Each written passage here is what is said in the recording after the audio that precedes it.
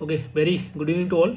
सो ये जो है 24th डे है, 40 डेज़ का जो प्लान हमने बनाया हुआ है उसमें ये आपका 24th डे है। कल हम लोग बात किए थे यूनिट 9 के चैप्टर फर्स्ट और चैप्टर सेकंड में जो इंपॉर्टेंट टॉपिक थे, और आज जो है चैप्टर 3 एंड चैप्टर 4 में जो जो इंपॉर्टेंट टॉपिक मैं आपको बता देता हूँ। बेसिकली चैप्टर 3 जो है एजिंग के बारे में है और चैप्टर 4 जो है डिसेबिलिटी को लेकर के है। तो थ्योरी ऑफ एजिंग के अंदर आपको बायोलॉजिकल एजिंग क्या होती है, इसकी थ्योरी क्या है, मतलब बेसिक डेफिनेशन क्या होती है, उसको जानना है। और इसके अलावा क्या क्या प्रॉब्लम्स होती है एजिंग को लेकर के, वो भी आपको जानना ज़रूरी है, क्योंकि एग्ज़ाम में बहुत सारे आते हैं, जैसे physical problems, economic problems, psychological problems, emotional problems, social problems. These these problems you should know, exam में आ सकता है।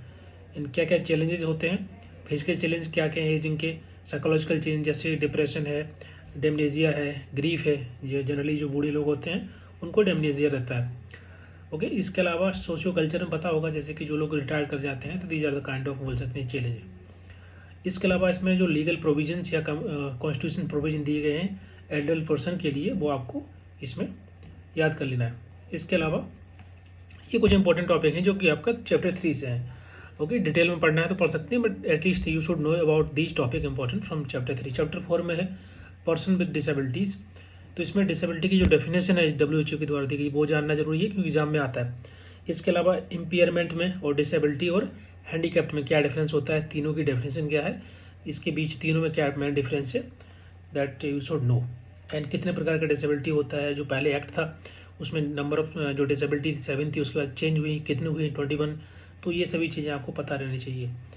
ओके, और इसके अलावा इसमें कौन कौन से मॉडल हैं डिसेबिलिटी के, जैसे कि सोशल मॉडल है, medical model, right based model of disability, charity based model है, ट्रेडिशनल मॉडल है, बायोसेंट्रिक मॉडल है। तो ये सभी मॉडल आपको पढ़ लेना है। इसके अलावा कौन कौन से इनिशिएटिव हैं UN के, जैसे अंतर्राष्ट्रीय जो भी इनिशिएटिव है, for example convention on the right of person with disability और इंटरनेशनल डिसेबिलिटी राइट मॉनिटर, जिसको IDRM बोलते हैं।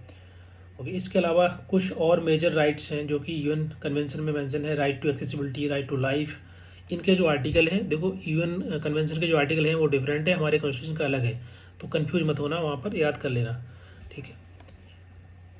इसके अलावा नेशनल जो हमारे देश में क्या क्या इनिशिएटिव लिए गए हैं डिसेबिलिटी को लेकर के, तो जैसे मेंटल हेल्थ एक्ट है, पर्सन विद डिसेबिलिटी एक्ट है, rehabilitation council of India act है, और इसी प्रकार से ये कुछ important national trust of welfare person with autism, cerebral palsy, mental retardation, multiple disability act है।